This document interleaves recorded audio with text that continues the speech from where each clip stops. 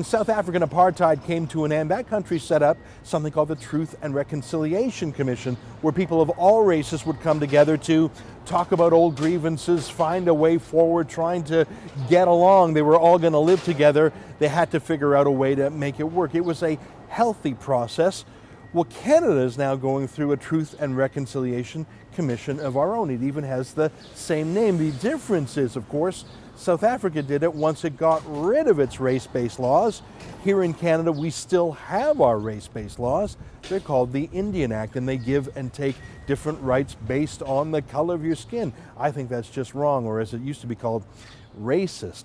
Well, we're still operating under our racist Indian Act, which, by the way, was a template for South African apartheid. We call them Indian reserves. They called them racial homelands or Bantustans, same thing. But our Truth and Reconciliation Commission is proceeding nonetheless, and it's being led by an outstanding Canadian, a judge from Manitoba named Justice Murray Sinclair, a man of great achievement, a great Canadian. But he said something in an interview with the Toronto Star that I find deeply depressing and frankly concerning. Let me tell you what it was.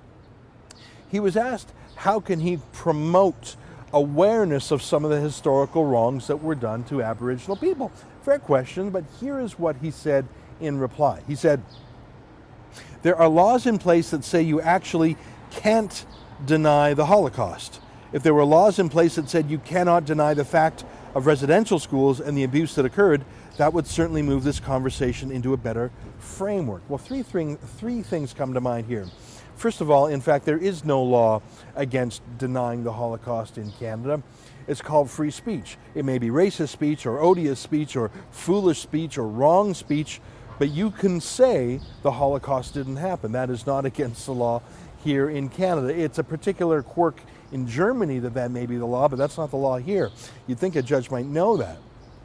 The second thing is that the judge actually wants that law to be in place for residential schools, so you can't even dispute that something historical happened. You can't even be a historian to say, well, yeah, there was abuse, but there was also abuse at white schools, and there's also abuse in every culture, and it's a human condition, it's a flaw, it's a crime that afflicts everyone. I mean, just last week, the former Deputy Minister of Education in Ontario, Benjamin Levin, was sentenced to 3 years in prison for child pornography, nothing to do with race. My point is, here's a judge saying it should be against the law to have a political disagreement with them. It should be against the law to dispute or to debate what happened historically. I happen to know one Aboriginal graduate of a residential school who said it was the best thing that ever happened to him. Maybe he was lucky and just avoided the abuse, but he said it set him on the right path of life. Could that person now be charged with a hate crime for having the wrong opinion?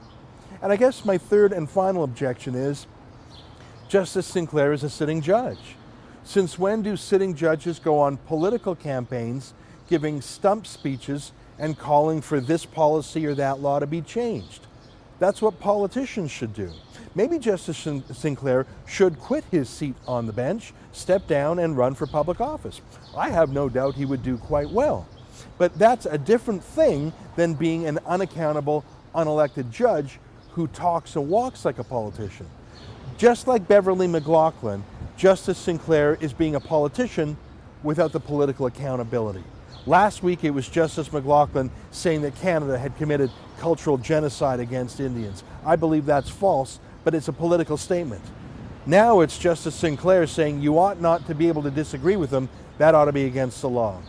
Those are positions that we can debate, but it's inappropriate for the debate to be had by sitting judges. For TheRebel.media, I'm Ezra Levant.